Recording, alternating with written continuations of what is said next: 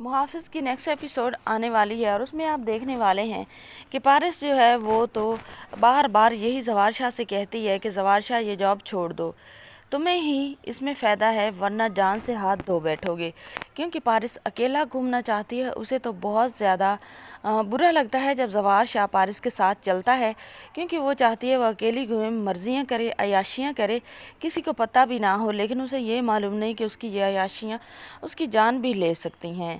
تو جو ہوتی ہے پارس وہ تو ٹارچر کر کر کے تھک جاتی ہے، لیکن زوار شاہ جو اب نہیں چھوڑتا۔ اب گولی لگنے کے بعد پارس جا کر پھر زوار شاہ سے کہتی ہے کہ ایک بار پھر تم سوچ لو، تمہیں گولی لگ چکی ہے اور تمہاری جان بھی نیکسٹ ٹائم تمہاری جان بھی جا سکتی ہے۔ تو یہ بات جو ہوتی ہے یہ تو زوار شاہ کو بہت زیادہ مشکوک لگتی ہے۔ وہ پارس سے کہتا ہے کہ کہیں یہ گولی آپ نے تو نہیں مروائی مجھے، کیونکہ آپ کو بہت زیادہ مسئلہ ہے میرا آپ کے ساتھ چلنے سے، پتہ نہیں آپ میری طرف منہ اٹھا کے کیوں چلی آتی ہیں۔ اب تو زوار شاہ کو بہت زیادہ برا لگتا ہے۔ وہ پارس سے کہتا ہے کہ میری طرف منہ اٹھا کے آنے سے بہتر ہے کہ اپنے باپ سے بات کر لو، کیونکہ زوار شاہ جو ہے وہ بالکل بھی پارس کو یہ نہیں سمجھتا کہ وہ کوئی میڈم ہے یا اس کی مالکن ہے۔ جس طرح پارس بدتمیزی کرتی ہے اور ٹارچر کرتی ہے زوار شاہ کو، زوار شاہ بھی آگے سے پارس کو ویسے ہی ٹون میں جواب دیتا ہے جیسے ٹون میں وہ جواب لینا ڈیزرو کرتی ہے۔ تو جو زوار شاہ ہوتا ہے وہ یہی بات کرتا ہے پارس سے کہ تم جا کر اپنے باپ سے بات کرو، اس کے بجائے کہ تم میرے سر پہ سوار ہو گئی ہو، میں پہلے بہت زیادہ ڈسٹرب ہوں۔ اب جو ہوتا ہے بزاز شاہ وہ وہاں پر چلا جاتا ہے اور زوار شاہ کا تو منہ بنا ہوتا ہے، مطلب پریشان ہوتا ہے۔ تو بزاز شاہ اس سے پوچھتا ہے کہ آخر تم اتنے زیادہ پریشان کیوں ہو؟ جوانوں کو چوٹیں آتی رہتی ہیں، تمہاری زندگی بچ گئی ہے، یہ کافی نہیں ہے؟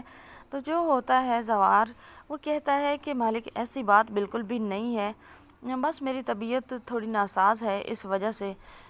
اب زوار شاہ جو ہوتا ہے وہ پوچھتا ہے کہ حملہ کس کی طرف سے ہوا تھا اور کیوں ہوا تھا؟ تو اب زوار شاہ کو جو ہوتا ہے زوار بخش جو ہوتا ہے وہ بزاز شاہ کو بتا دیتا ہے کہ اس طرح دورانی کے بندے آئے تھے اور میں نے انہیں روکنے کی کوشش کی۔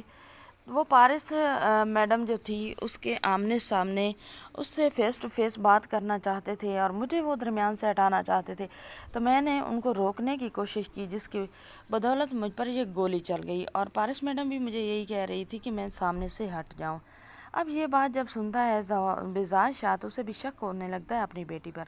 وہ جا کر پارس سے پوچھتا ہے کہ تم کیوں کہہ رہی تھی زوار کو میں نے تمہارا محافظ بنایا ہے اور تم محافظ سے کہہ رہی تھی کہ وہ درمیان سے ہٹ جائے اور تم ان سے بات کر لو، ویسے تم نے بات کرنی کیا تھی؟ پارس جو ہوتی ہے وہ اپنے باپ سے کہتی ہے کہ بابا میں تو ویسے اسے کہہ رہی تھی کہ تم ہٹ جاؤ، کہیں تم پر یہ گولی نہ چلا دیں، اور میں نے ان سے کیا بات کرنی تھی۔ آنے والی ایپیسوڈ میں آپ کو یہ سب دکھایا جائے گا۔